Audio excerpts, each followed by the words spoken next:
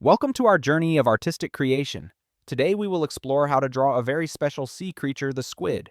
Squid is a mollusk with a long flexible body, flexible arms with long winding tentacles, and very characteristic big round eyes. In this video, we will go through each step from basic modeling, detailed sketching of parts, to perfecting movement and lighting so you can draw a squid that looks like it is swimming in the vast ocean. Prepare paper, pencil, paintbrush, or digital drawing board, and start from the first sketches. First, sketch the overall shape of the squid's body.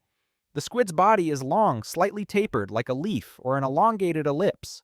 Draw a slight curve as the main axis. This curve will determine the direction of the squid's movement in space. If you want to show the squid swimming, the curve can be slightly curved like an S or C shape. Then draw two parallel lines running along this axis curve to form the body. The middle part is slightly bulging. The two ends are longer. One end is the squid head, the other end is the triangular or pointed tail. This is the basic shape of the squid body, determining the entire composition of the picture. Next, we will build the head and eyes. The squid head is slightly round, connected to the body, and often has large round eyes on both sides, looking intelligent and sharp. Draw a small oval near the head of the body. As the head, then place two large round eyes. Add small highlights to make the squid eyes look lively and have depth. The squid eyes are an important highlight. You can make them a little bigger to attract viewers. The head is also where the tentacles grow, so be prepared to add this detail right after building the head. Now let's draw the tentacles and arms of the squid. The squid has 8 arms and 2 longer tentacles, all soft, flexible, and squishy. Let's start with the 8 arms, starting from the head, curving slightly towards the belly, moderately long, tapering slightly towards the fingertips.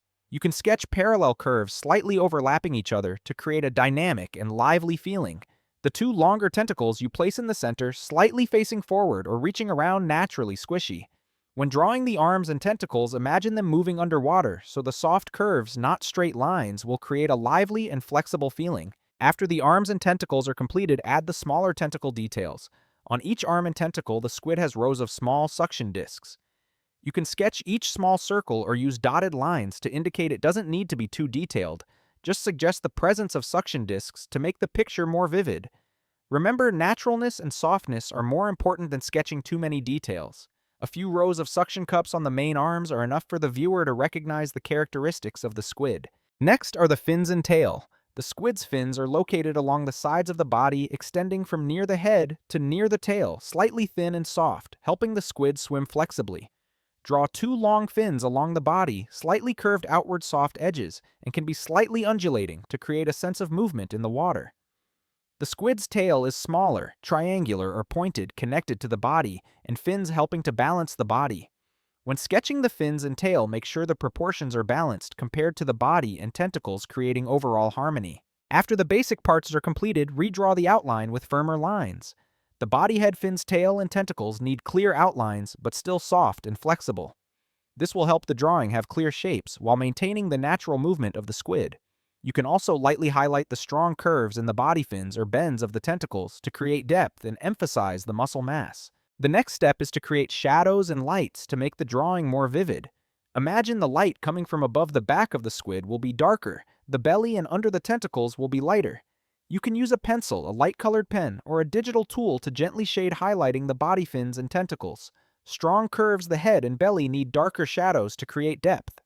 At the same time, add some highlights on the fins and body to simulate the light reflecting from the water surface, making the squid look lively, soft, and flexible. If you want to color, choose the natural color of the squid, such as light pink, purple, light brown, or light blue. The body of the squid can change color from dark on the back to light on the belly, creating a feeling of natural light underwater. The fins and tentacles should be a lighter shade than the body. The suction cup can be highlighted in white or light pink to make it stand out.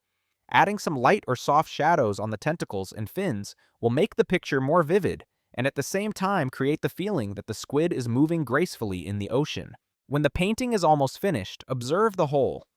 Check if the proportions of the body, head, fins, tail, and tentacles are balanced. The curves are soft and natural. The light and shadow are reasonable. If necessary, you can slightly adjust the outline, shadow, or suction disc details to make the overall picture more harmonious and vivid. The squid is inherently flexible, so every curve and small detail affects the dynamic and vivid feeling of the painting. Finally, when you are satisfied with the work, sign your name in the corner of the painting to acknowledge your creative achievement. Drawing a squid is not only about sketching a sea creature, but also about feeling the water flow, the graceful movement of the body, and the delicate beauty of the ocean. Thank you for accompanying me on my journey to draw a squid today. I hope you have learned many new techniques that are both relaxing and improve your observation and creativity. See you in the next videos where we will explore and draw more interesting creatures, continue to create vivid and inspiring paintings. Wish you always keep the passion and creativity in every drawing. Welcome to our creative art space. Today we will draw a familiar, simple, but extremely beautiful fruit, the pear. The pear has a unique shape. The body is round and bulging. The neck gradually narrows towards the stem.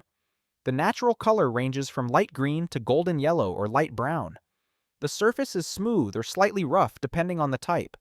In this video, we will go through each step from basic shaping, detailed sketching, to perfecting the shading, light, and surface texture so you can draw a vivid pear as if just picked from a tree branch. Prepare paper pencils, crayons, or a digital drawing board and start with the basic sketches. First, we need to sketch the overall shape of the pear. Imagine the pear as a teardrop or a slightly elongated ball. The top is small and tapered. The bottom is round and plump.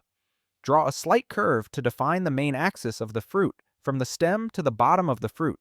This curve will determine the overall shape and direction. Then draw lines around this axis to form the pear block. The lower part is large, the upper part is tapered, balanced, to create a natural and harmonious feeling. This is an important step because if the proportions are not correct, the pear will lose its characteristic softness and roundness. Next, we will sketch out the details of the fruit stem. The pear stem is small, slightly curved, originating from the top of the fruit. Draw a short, slightly inclined curve to one side to create a natural feeling. The stem is usually a bit thin and attached to a small concave part on the top of the fruit. You can add a slight arc to simulate the place where the stem connects to the fruit. This is a small but very important detail to make the pear look lively and realistic. In addition, if you want the picture to be more vivid, you can draw a little light vein on the stem, creating a more natural and realistic feeling attached to the fruit. Once the basic shape is complete, we will add surface details. Pears are usually smooth, but may have a few small dots or slightly rough areas. Sketch small dots evenly across the body of the fruit, avoiding too many dots to create a natural feel. The body of the fruit may have a slight color difference. For example, the area near the stem is lighter, the bottom is darker. This is the basis for creating the lighting effect later. You can also add a few gentle curves along the shape of the fruit to suggest volume and roundness. This is also the time to observe the actual shape of the fruit closely because every pear has a slight difference. You can add a few slightly inclined lines or a slight bump to create naturalness.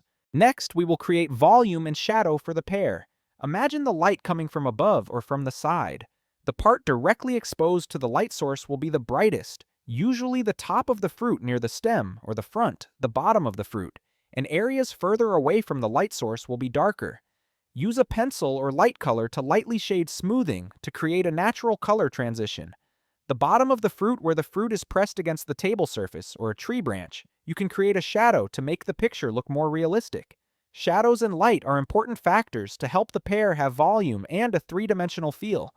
In addition, you can add a little light reflection on the body of the fruit to create a more natural and vivid glossy feeling. If you want to color, pears often have a variety of colors from light green, light yellow, to golden yellow, or slightly brown.